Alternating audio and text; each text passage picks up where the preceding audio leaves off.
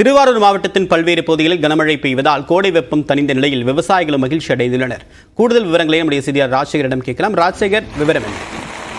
தேவப்பிரியன், தமிழகம் முழுவதும் கடந்த ஒரு மாதத்திற்கு மேலாக கடுமையான வெப்பம் என்பது நிலவி வருகிறது. குறிப்பாக டெல்டா மாவட்டமாகிய இந்த திருவாரூர் மாவட்டத்தில் எந்த ஆண்டும் இல்லாத வகையில் கடந்த ஒரு மாதத்திற்கு மேலாக கடும் வெயில் மற்றும் கோடை அந்த வெப்ப அனலும் கடுமையாக தாக்கி வந்தது. இதனால் பொதுமக்களும் விவசாயிகளும் மிகப்பெரிய அளவில் பாதிக்கப்பட்டிருந்தாங்க. குறிப்பாக திருவாரூர் மாவட்டத்தில் சுமார் 80,000 ஏக்கர் பரப்பளவில் நெல் பயிர் மற்றும் பருத்தி சாகுபடியில் இந்த கோடை சாகுபடி பணிகளில் விவசாயிகள் ஈடுபட்டு வந்தாங்க.